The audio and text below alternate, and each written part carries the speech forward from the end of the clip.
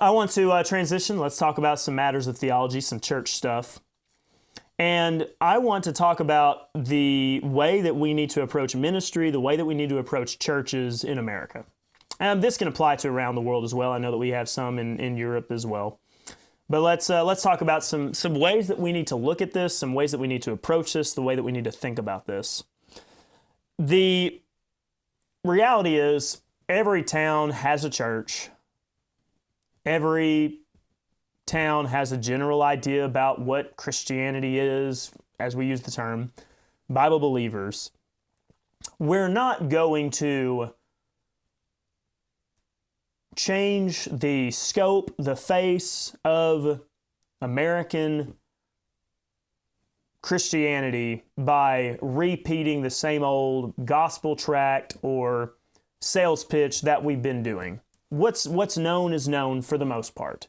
I'm not saying there aren't people in America that don't understand the gospel. I think there are people that really don't know, but a lot of people do. They really do kind of have the general sense, yeah, Jesus is the Son of God, He died for our sins.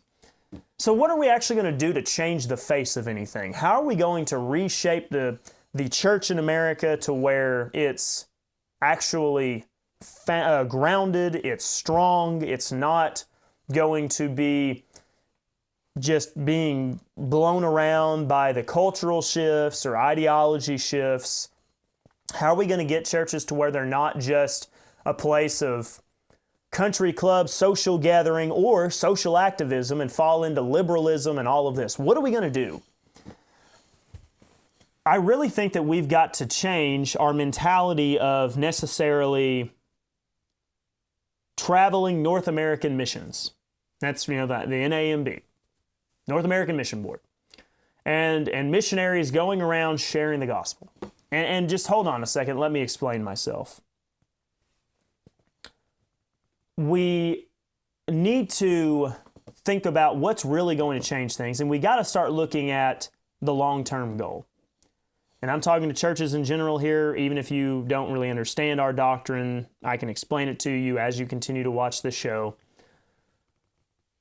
What's really going to change things is strong churches. I really do believe this. And whether that's strong actual churches, church buildings, and the congregation there, or strong house churches, and eventually maybe those house churches being a church, you can build one, people can go to, they can meet. It really is going to come down to this matter of Bible believers need to start seeing a trend in what churches are successful and what churches are not. And I'm hoping that we can start to reevaluate what we see as success, because even though you'll hear churches time and time again say, or you'll hear pastors, seminary professors, they'll always, say something like, church size and numbers is not the metric for success. Church size and numbers is not the metric for success. Yet, it seems like all we want to do is elevate the big churches because they're the ones doing stuff right? Because these big-time preachers, isn't it amusing to me? All these big-time pastors that want to say numbers are not the measurement of a church, they don't go and pastor some obscure town. They don't pastor some small church in the middle of nowhere. It's always some big well-to-do church in some big well-to-do town. We've got to reassess and rethink what success looks like.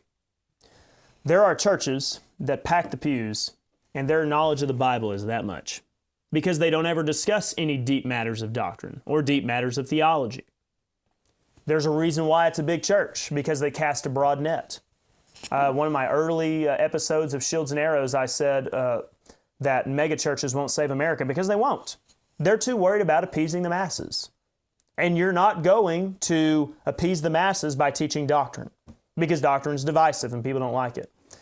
What churches have to see is they need to start seeing churches that are built upon sound doctrine actually thriving. That's what they need.